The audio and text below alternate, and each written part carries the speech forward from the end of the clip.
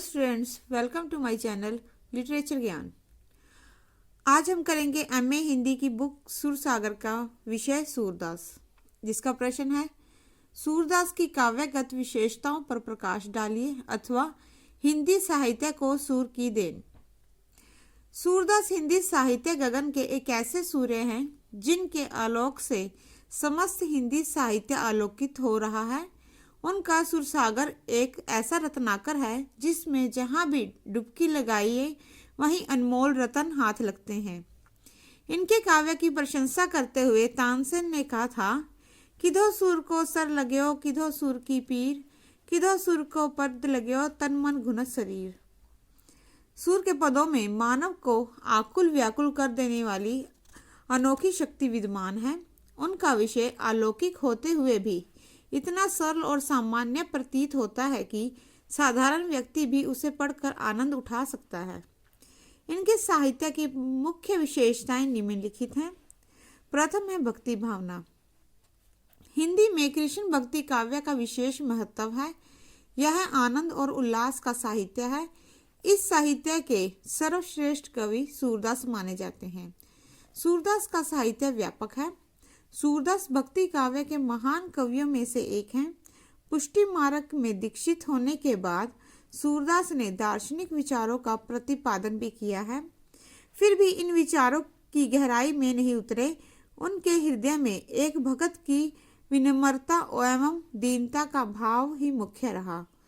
उसमें तर्क वितर्क अथवा दार्शनिक सिद्धांतों के प्रतिपादन के लिए आग्रह नहीं आया।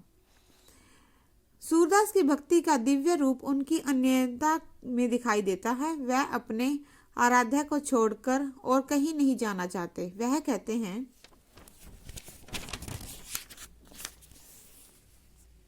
मेरो मन अनंत कहा सुख पावे, जैसे उड़ जहाज को पंछी फिर जहाज पे आवे।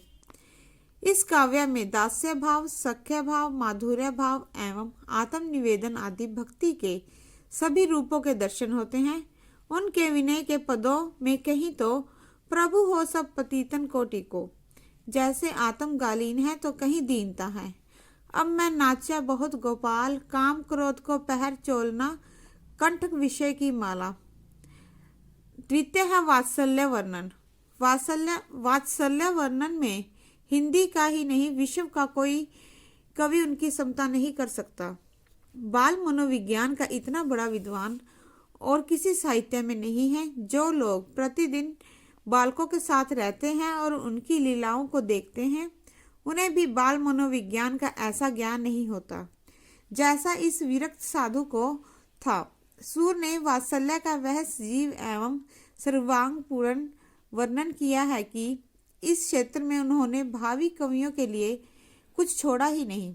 ऐसा प्रतीत होता है कि सूर और वात्सल्य ने ऐसा गठबंधन कर लिया है कि सूर ही वात्सल्य है और वात्सल्य ही सूर है।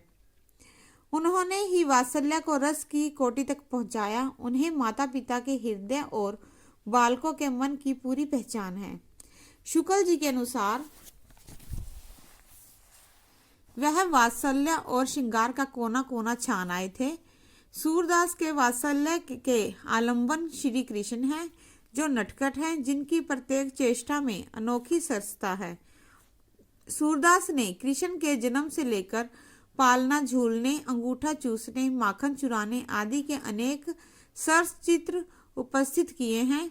इन चित्रों को उपस्थित करते समय सूर स्वयं बालक बन जाते हैं और श्री कृष्ण की बाल लीला में सम्मिलित हो जाते हैं। कभी उनका हृदय यशोदा के हृदय के साथ और कभी नंद के हृदय के साथ एकाकर हो जाता है। बच्चे को पालने में डालकर थपकी देकर सुलाना माँ की एक स्वाभाविक स्थिति है। सूर का एक उदाहरण देखिए। यशोदा हरि पालने झुलावे, हलरावे दुलरावे मलहरावे, जोई सोई कुछ गावे। माता की इच्छा होती है कि उसका नन्हा शीघ्र ही बड़ा हो। ऐसा तभी हो सकता है जब श्री कृष्ण दूध पिए।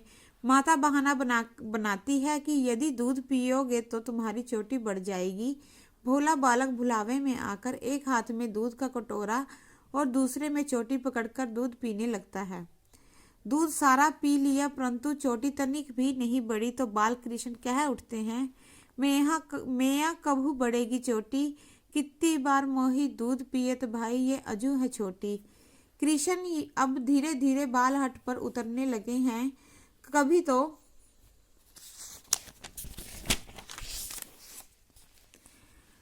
मैया हो चंद खिलौना ले कि जिद पर अड़ जाते हैं और कभी आज मैं गाय चरावन जाऊं का हट कर बैठते हैं।